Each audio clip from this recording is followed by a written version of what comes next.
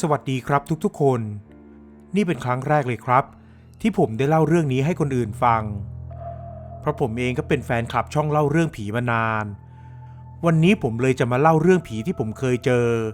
เมื่อสมัยตอนที่ผมทำงานเป็นวินมอเตอร์ไซค์อยู่ที่ชุมชนแห่งหนึ่งให้ฟังครับจังหวัดที่ผมอยู่เป็นจังหวัดหนึ่งใกล้ๆกับกรุงเทพนี่แหละครับ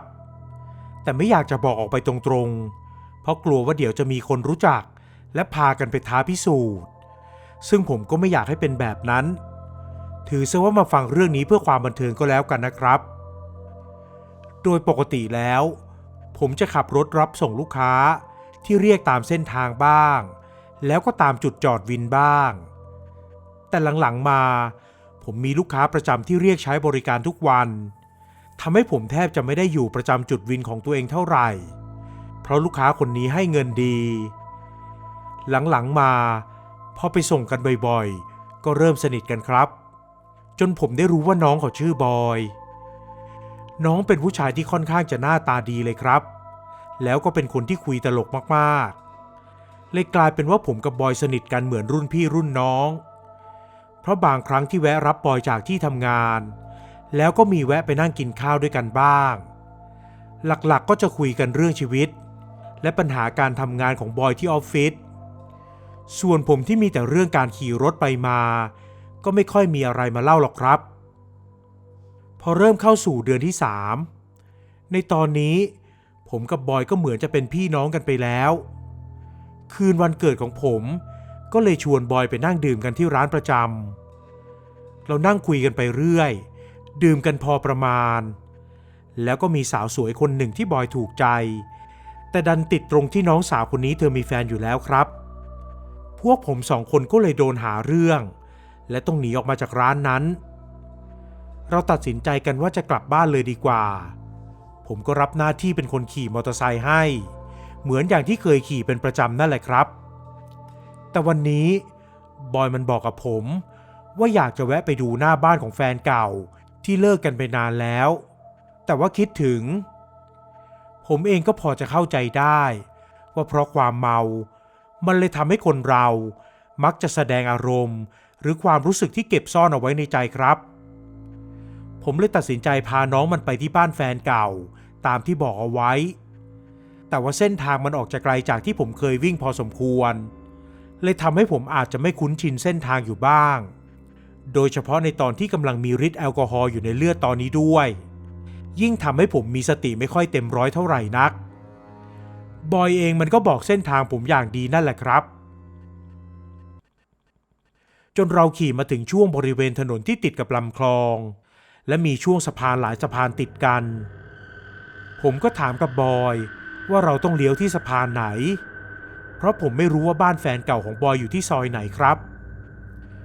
บอยยังไม่ทันจะได้ตอบอะไรผมก็บอกให้ผมรีบจอดรถก่อนแล้วก็วิ่งลงไปอ้วกที่ข้างทางผมเลยลงไปลูบหลังให้แต่จู่ๆบอยมันก็นิ่งและมองไปที่คลองผมก็มองตามไปแล้วถามบอยว่ามองอะไรบอยหันมามองหน้าผมแบบงงๆก่อนจะหันกลับลงไปในคลองอีกรอบพี่สันไม่เห็นเหรอพี่ว่ามีผู้หญิงอยู่ในคลองอ่ะผมตกใจกับคำพูดของบอยเป็นอย่างมากและหันไปเพ่งดูอีกรอบ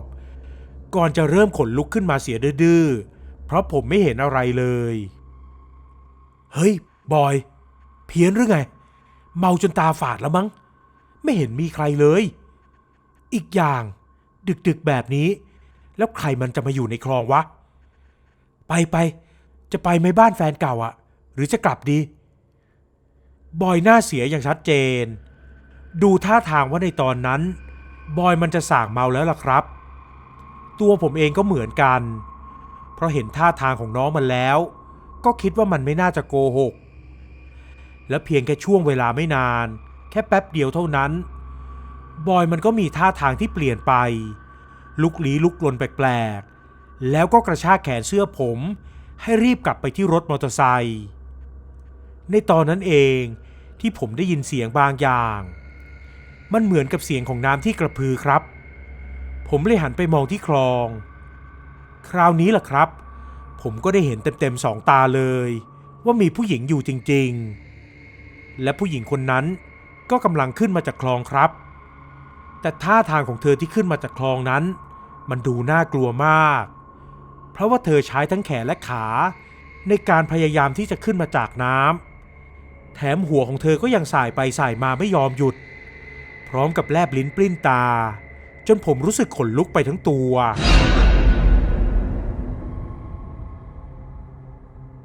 ตอนนี้บอยมันขึ้นคล่อมรถผมก่อนเลยครับเพราะกุญแจอยู่ที่รถอยู่แล้วผมก็รีบกระโดดขึ้นซ้อนท้ายอย่างไวแต่ที่ไหนได้บอยมันดันลืมตัวว่าขี่รถมอเตอร์ไซค์แบบมีเกียร์ไม่เป็นก็เลยต้องเสียเวลาเปลี่ยนที่นั่งกันอีกแต่ในตอนนั้นผมก็เห็นแล้วล่ะครับว่าผู้หญิงที่คลาน4 ขาน่ากลัวคนนั้นได้ขึ้นมาถึงบนสะพานแล้วผมเลยตัดสินใจวิ่งหนีไปเลยไม่สนแล้วความเป็นพี่เป็นน้องในใจตอนนั้นคิดแต่ว่าจะต้องหนีไปจากตรงนั้นก่อนแต่ผมก็ยังวิ่งช้ากว่าบอยนะครับเพราะบอยมันวิ่งแซงหน้าผมไปก่อนแล้วผมวิ่งตามบอยไปติดๆตามกันไปจนถึงบ้านของแฟนเก่าบอยก็รีบตะโกนเรียกแฟนของตัวเองให้ออกมาแล้วก็รีบเล่าว่าสะพานที่มาบ้านของแฟนเก่าบอยนั้นมีผีอยู่จริงๆผมได้ยินอย่างนั้นแล้วก็คิดว่าที่จริงแล้วบอยมันรู้อยู่แล้วหรือวะเนี่ยว่าสะพานตรงนั้นมันมีเรื่องเล่าแล้วใครใช้ให้มาทางนั้นล่ะเนี่ยเจอดีมาละสิหน้าตาตื่นกันขนาดเนี้ยแฟนเก่าของบอยบ่นผมกับบอยที่จริงผมเองก็ควรจะบ่นน้องมันเหมือนกันที่พาผมมาเจอดีแบบนี้แต่ในตอนนี้สิ่งที่น่าเครียดมากกว่าก็คือเครื่องมือทำมาหากินของผมถูกทิ้งเอาไว้โดยที่มีกุญแจที่พร้อมจะพามันหนีหายไปครับต้องกลับไปเอารถนะไม่งั้นรถพี่หายแน่ๆผมรีบบอกออกไปด้วยความกังวลเพราะกลัวมากว่ารถของผมที่เพิ่งจะผ่อนเสร็จไปได้ไม่นานจะหายไปสุดท้ายผมกับบอยก็ต้องยอมที่จะกลับไปเอารถ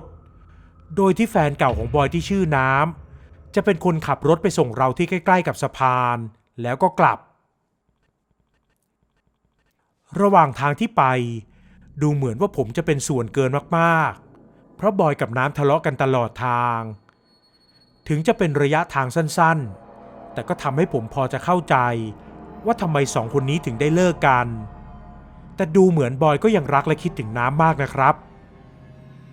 พอพวกเรามาถึงที่สะพานน้ำก็จอดรถแล้วนิ่งไปเลยครับถึงบริเวณนี้จะมืดแต่ผมก็เห็นว่าแขนที่จับพวงมาลัยของน้องน้ำขนลุกตั้งชันขึ้นมาอย่างเห็นได้ชัด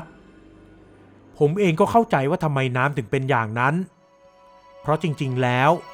มันก็เป็นพวกเราทั้ง3 คนนั่นแหละครับที่ขนลุกเพราะตรงสะพานที่มืดๆนั้นถึงจะไม่มีแสงไฟแต่ตอนนี้มันก็เห็นอย่างชัดเจนว่าหญิงสาวที่สะพานข้ามคลองยังไม่ไปไหนผมได้แต่มองตาไม่กระพริบในใจก็กลัวแต่อีกใจก็กลัวว่ารถจะหายมากกว่าเลยทำให้ผมต้องรวบรวมความกล้าหาญให้ได้และตัดสินใจลงจากรถไปแต่ก่อนที่จะลงจากรถผมก็ตบที่ไหล่ของบอยให้เดินตามผมลงมาครับบอยรับปากและผมก็เดินตรงไปพร้อมกับพนมมือสวดมนต์ไปด้วยผมสวดไปก็กลัวไปรู้เลยว่าสวดแบบไม่เป็นภาษาแต่ผมก็มารู้ทีหลังว่าบอยไม่ได้ลงมาจากรถครับเพราะพอผมหันไปก็เห็นบอยนั่งยิ้มให้อยู่ในรถกับน้ำแต่พอหันมาอีกทีก็ขนลุกรู้สึกเหมือนจะเป็นลมเลยครับเพราะว่าผีหญิงสาวคนนั้นเข้ามาใกล้กับผมมากๆและใบหน้าของเธอนั้นบอกตรงๆว่าผมยังจำติดตาอยู่ในความทรงจำมาจนถึงทุกวันนี้อยู่เลยครับผมกลั้นใจหลับตาแล้วย่อตัวลงรีบหลบไปอีกทางดึงกุญแจรถออกมาและตัดสินใจวิ่งหนีไปอย่างไม่คิดชีวิตแต่ผมก็รู้สึกว่าเหมือนมีใครมาดึงขาผมเอาไว้แล้วก็ลากผมไปตามทางผมไม่สนหรอกนะครับ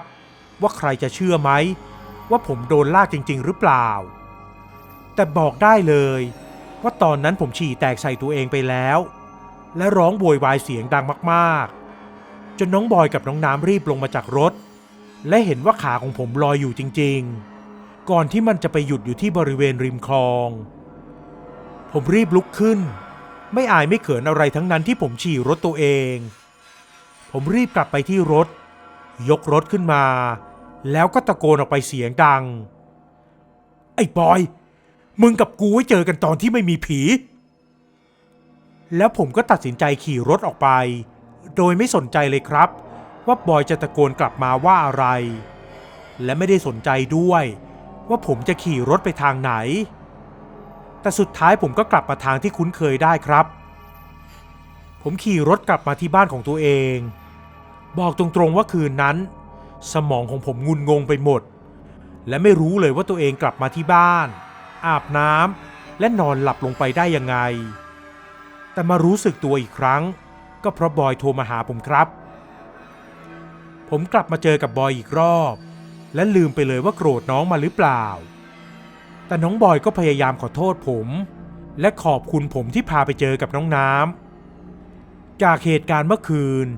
มันกับน้องน้ำก็ตัดสินใจกลับมาคบกันผมนี่มีแต่อึ้งกับอึ้งเลยครับไม่คิดเลยว่าที่เจอผีเมื่อคืนจะทำให้คนสองคนที่เลิกกันไปนานมากแล้วกลับมาคืนดีกันได้บอกตรงๆนะพี่พอพี่ไปผมก็อยู่กับน้ำไม่ได้ทิ้งน้ำไปไหนเลยแต่มึงวิ่งหนีก่อนกูอีกนะไอ้บอยแต่ผมก็เข้าใจนะครับผมมันก็แค่พี่ชายแถมไม่ใช่สายเลือดเดียวกันอีกไม่แปลกที่คนเราจะเอาตัวรอดก่อนแต่น้องน้ำก็เป็นคนที่บอยมันรักก็เลยอยู่ด้วยต่อให้ผีหลอกจนเป็นลมช็อกตายมันก็คงไม่สนใจหรอกครับแน่นอนว่าผมกับบอยก็กลับมาคุยกันปกติครับและผมเองก็ได้รู้ว่าที่สะพานข้ามคลองตรงนั้นเป็นอันรู้กันของคนในพื้นที่ว่าจะไม่ข้ามกันในตอนกลางคืนและจะต้องขี่เลยไปอีกหลายสะพานถึงจะเข้าซอยบ้านของน้องน้ำได้แต่คงเพราะดวงผมกับบอยมันจะต้องได้เจอผีมั้งครับก็เลยทำให้บอยเกิดอาการอยากจะอ้วกในตอนนั้นแล้วเราก็ต้องไปหยุดกันที่สะพานตรงนั้นด้วยผมกับบอยตัดสินใจที่จะไปทำบุญให้กับหญิงสาวคนนั้นถึงจะไม่รู้เลยว่าเพราะอะไรทำไมเธอถึงออกมาหลอกหลอนคนอื่นแบบนี้แต่ผมก็คิดว่าบางทีเธออาจจะไม่ได้อยากทำแบบนั้นก็ได้ครับหลังจากที่ไปทำบุญให้คืนนั้นผมก็ฝันเลยครับว่าเธอมาขอบคุณและขอโทษที่หลอกผมพร้อมกับบอกผมว่าไม่มีใครทำบุญให้เธอเลยและเธอก็รู้สึกดีใจเป็นอย่างมากที่เธอได้บุญจากที่ผมทำก่อนจะบอกให้ผมลองเสี่ยงโชคกับรถของตัวเองดูและมันก็เป็นโชคดีจริงๆครับที่ผมได้ถูกรางวัลใหญ่จนมีเงินก้อนมากพอที่จะมาเปิดร้านซ่อมรถเป็นของตัวเองทุกวันนี้ผมไม่ต้องไปวิ่งวินแล้วครับไม่รู้เหมือนกันว่าที่ผมเจอมาทั้งหมดจะเรียกว่าทุกขลาภได้ไหมแต่ผมก็ยังคงระลึกถึงและทำบุญให้กับหญิงสาวที่สะพานข้ามคลองคนนั้นอยู่เรื่อยๆแล้วเรื่องเล่าของผมก็มีประมาณนี้ครับสวัสดีครับ